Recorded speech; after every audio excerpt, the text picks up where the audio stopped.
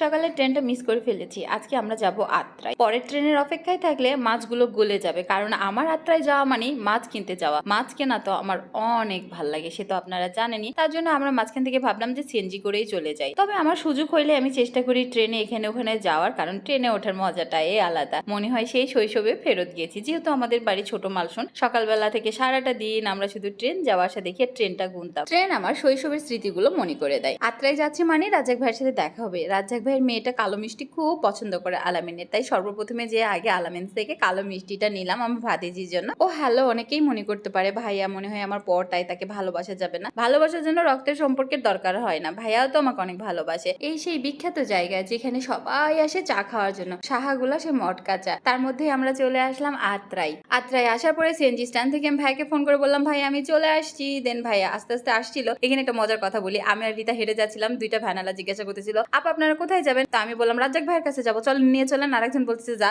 নিয়ে যা। আমি সব জায়গায় একটু দুষ্টামো করি। একটু ভাবলাম যে বেলি ব্রিজটাই যাবো। এর মধ্যে একটা ভাইয়া ডেকে বললো আপু আপনি আননি আপু না, এবং সকালে নাস্তা করতে দিল। কিভাবে বলেন অ্যাভয়েড করি এত ভালোবাসা। দেন ভাইয়ের সাথে একটু কথা বললাম, আমরা খেলাম। এর মধ্যে রাজ্জাক ভাইয়া আসলো, রাজ্জাক ভাইয়ের সাথেও দেখা হয়ে গেল আমাদের। বরাবরের মতো ভাইয়া আজকেও পড়েছে লুঙ্গি, কারণ ভাইয়াকে লুঙ্গি পরে বিশেষ বিশেষ সুন্দর লাগে আমার কাছে মনে হয়। আত্রায় নদী ভরা পানি, এত অথই পানি। আর এই ব্রিজে এসে আমি কিছুক্ষণ শান্তির বাতাস নিচ্ছিলাম, প্রাকৃতিক সৌন্দর্য উপভোগ করছিলাম। যত যাই বলি না কেন, ন্যাচারাল বিষয়ের মধ্যে শান্তি সুখটাই অন্যরকম। এখানকার বাতাসের ফ্লো আমার কাপড় চুপড় চুল দেখলেই বোঝা যাচ্ছে কতটা বাতাস। ওখানকার মানুষগুলো অনেক সুখী, এত সুন্দর বাতাস উপভোগ করতে পারে। আর এইখানে সব থেকে ভালো লাগে একই সিরিয়ালে তিনটা ব্রিজ, একটা বেলি ব্রিজ, একটা নতুন ব্রিজ, আর একটা রেলের ব্রিজ। তো তিনটা ব্রিজ একদম পাশাপাশি। এখানে কিছুটা মনে হয় যে হাওড়া হাওড়া লাগে। তারপরে ব্রিজ পার হয়েছে এই কৃষ্ণচূড়া গাছের নিচে, আমার এত ভাল লাগছে। আর সব থেকে ভালো লাগছে এখানকার মার্কেটিংটা। গাছের ডালে ডালে সুন্দর করে জামা কাপড় রাখছে। এত সুন্দর একটা ওয়েদার, এত ঠান্ডা আর এত সবুজের মধ্যে সুন্দর করে মার্কেটিংটা করা, আমার খুবই ভালো লাগছে এই জায়গাটা। কিছু সময়ের জন্য মনে হচ্ছিল যে এটা অন্য কোথাও চলে আসছি। যারা ওইখানে থাকে তারা জানে না তারা কত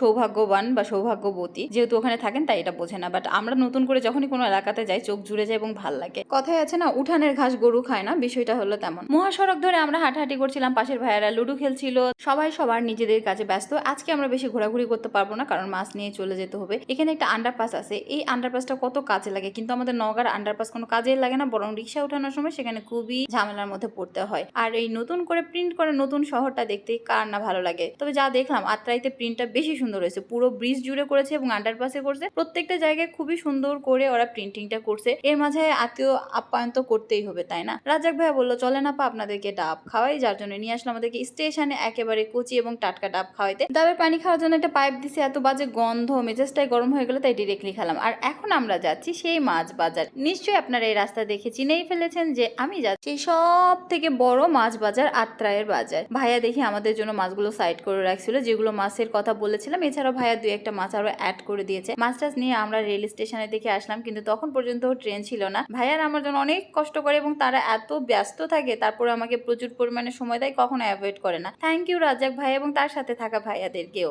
স্টেশনে পদ্ম দেখে রিতার খুব ইচ্ছা করলো পদ্ম নিবে, সরি এটা নৌকা নিল। তারপরে পাতাবাহার গাছ নিবে, ভাইয়া এগুলো শখ পূরণ করলো। এর মধ্যে আমরা সিএনজি ধরে চলে আসলাম আমাদের বাসার সামনে। আর প্রায় 15 থেকে 20 কেজি মাছ ছিল। মামুনি আবার এই মাছ যদি সিঁড়ি দিয়ে তুলি আমাকে একেবারে ওই বটিদায় জবে দিবে যেটা দিয়ে মাছ কাটতো।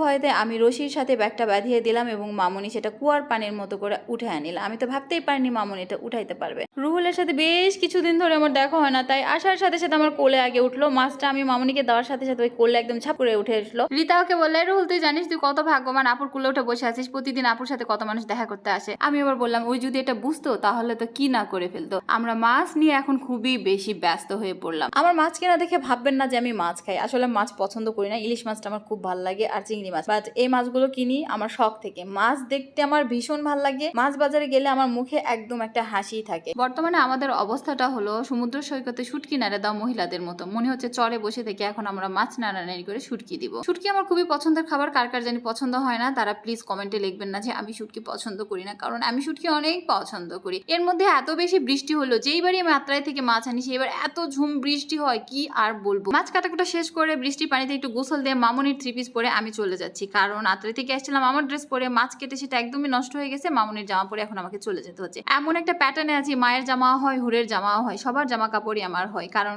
টাইট না ঢিলাইট আমার দেখার সময় নাই, একটা পরলেই হয়ে গেল। বাইরে বের হয়ে বৃষ্টির সাথে আবারও দেখা হলো, আটকা পড়ে গেলাম বৃষ্টির মাঝখানে। এখানে আজকে ভিডিও এত পর্যন্ত। আল্লাহ হাফেজ।